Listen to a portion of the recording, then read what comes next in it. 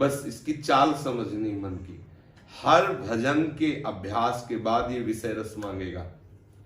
आप ये न सोचे कि अगर इसका प्रभाव पड़ता तो विषय रस क्यों मांगता। उसका प्रभाव पड़ा है तभी वो मांग रहा है, क्योंकि वो नष्ट हो रहा है, वो बलहीन हो रहा है, वो व्याकुल हो रहा है, उसको बल चाहिए।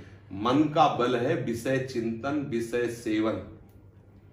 क्योंकि विषयों के ध्यान से मन बलवान होता है, विषय भोग से मन पवित्र होता है, स्थूल होता है, तभी वो प्रकृति में फंसा है। अगर मन निर्बल सूक्ष्म और पवित्र हो जाए तो दिव्य लीला में प्रवेश पा जाए।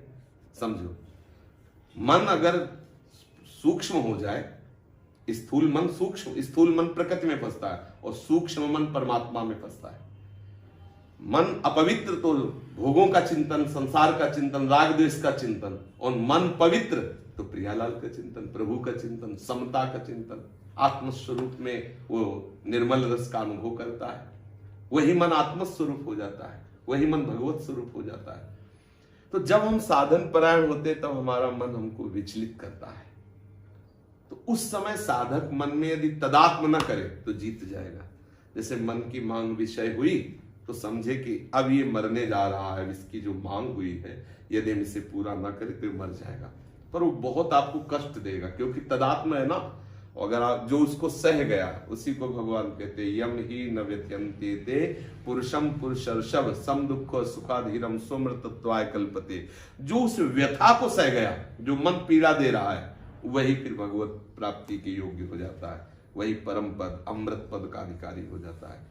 तो जब हम इस मार्ग में चले हैं तो मन की मार से है, मतलब इसकी मार इतनी बुरी है मन की कि बाहर से लाठी डंडा की मार, अस्त्र शस्त्र की मार सहने को तैयार हो जाएगा, लेकिन मन की मार नहीं सह सकता। जैसे मन ने निश्चय कर लिया कि वहां चल के हमको विषय सेवन करना है, और बुद्धि सलाह दे रही कि डंडा चलेंगे, गाली मिलेगी, जेल होगी, तो मन कह रहा सब सह लेंगे, लेकिन मुझे इस समय विषय चाहिए। तो तदात्म भाव से जो युक्त होता है मनुष्य, वो मन की सलाह पर चल देता है, और जो भगवद आश्रित होता है वो वहीं रोकता है, नहीं जाना। अब वो जो जलन पैदा कर रहा है वो हर अस्त्र शस्त्र से भी तीक्ष्ण जहरीली है, उसे जो सह गया वो परम पद का अधिकारी होता है। सहत सहत बाढ़े भगत ग्रे तन गुड़, हमें सहना है। और केवल आप ये निश्चय कर लो कि हमें सहना, तो सह जाओगे। और सहना तो है ही। जैसे सोच ले कि वो बढ़िया है, मन ने मांगा और वो विषय सेवन कर लिया तो चैन तो मिल गए। अब उसको दो जलन होगी, एक तृष्णा जो भोगा, और दूसरी नवीन भोग भोगने की आकांक्षा। अब वो और फंसता चला गया। थोड़ी देर के लिए उसको लगा कि शांति मिल गई, लेकिन वो समझ नहीं पाया उसको।